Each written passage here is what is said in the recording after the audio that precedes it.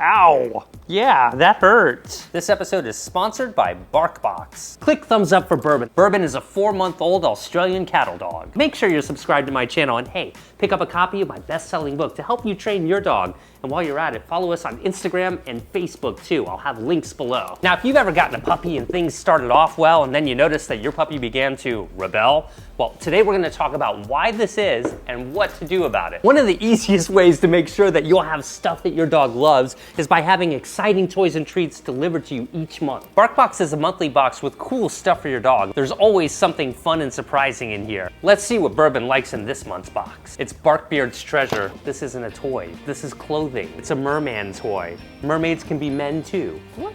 Is this a clam with pearls? I'm a clam and I produce pearls. Being a puppeteer is probably not my line of work. Get that clam.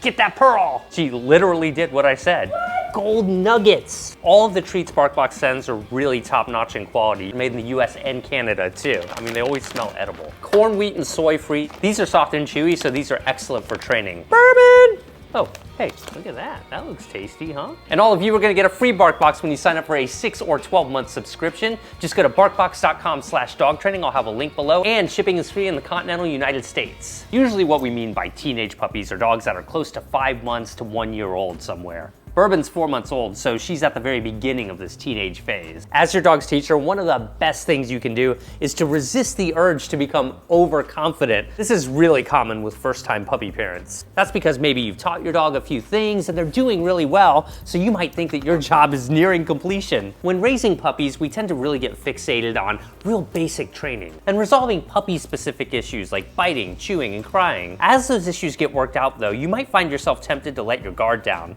However, this is really just the calm before the storm with most puppies. When puppies are young, they tend to be really attached to their people and even stay very close to them even when off leash. Without really significant training, that compliance is sure to slowly start going away until bad habits are out of control. Just because your puppy is doing well on things like sit, stay, and leave it, that doesn't mean you've got a trained dog. And it's not the time to let your guard down. Now, more than ever, you've got to be prepared for the next several months of training.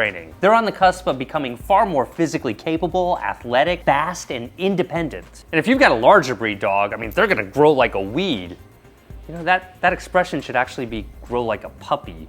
I mean, puppies grow way faster than weeds. Anyway, they're about to get a lot stronger, so take advantage of this narrow slice of time to really focus on training. Since your puppy's only been around a few months, they've barely seen the world, no matter how proactive you are. So you're virtually guaranteed to be caught off guard just about every time they see something new if you're not on top of things. The more dogs age, the more curious they become. So if you're not really proactive, it can feel like your training is falling apart. Since your dog has achieved a new level of intelligence, curiosity, and life experience, dogs become really savvy and they discover these loopholes as they gain that life experience. You've discovered the loophole that if you kiss me and love me, I'll let you do anything, huh? It takes a year to have a well-trained dog, so you're really only about halfway there. Now is crunch time. These next few months are critical if you want to set your dog up for success and teach them as quickly as possible. So far, we talked about why puppies tend to hit this new gear during this period of adolescence. But what can we do about it? That is the real question. Training dogs is about following through and giving your dog ample experience practicing their training when you're fully focused on them for sustained stretches of time. A key measure in having a dog that listens to you is how well they listen to you in new places, not familiar places. The way to teach dogs to listen to you in unfamiliar places is to teach them in unfamiliar places very often. The more one-on-one focused time that you give your dog, the more likely it is that they'll listen to you when it matters the most. Prioritize teaching come and stay all the time because it's very normal for those skills to be less reliable as your dog gets older. That's because they become more curious, and it's really important that come and stay are reliable in order to get your dog under control when they're distracted. To get your dog to listen to you around a real distraction, you first have to practice teaching them while they are genuinely in a surprised state of mind during training sessions that you initiate. Stay? Okay, she didn't stay when I threw the toy there. That's because she's genuinely excited and she's probably not used to listening to stay while in that surprised state of mind. Yes, right there, got her eyes on me with a toy in motion that she loves. Stay. Up here? Yes. Teaching your dog to resist those impulses to go after things is so important. And you can't expect them to do it without lots of practice. Get as creative as you can with getting your dog to listen to you with setup distractions. We know Bourbon likes this toy. Let me see if I can get her to come to me when she's genuinely interested in that toy. Bourbon, come here. Yes. So right there, I threw the toy and decided to call her off the toy, and she listened to me. Those are the types of things you have to do with your dog, not only here in the living room, but outside as they progress and get better and better, at the park, around greater and greater distractions as their progress dictates. Do you see that? She was going towards the toy, which could have been a kid or a squirrel or anything else out there.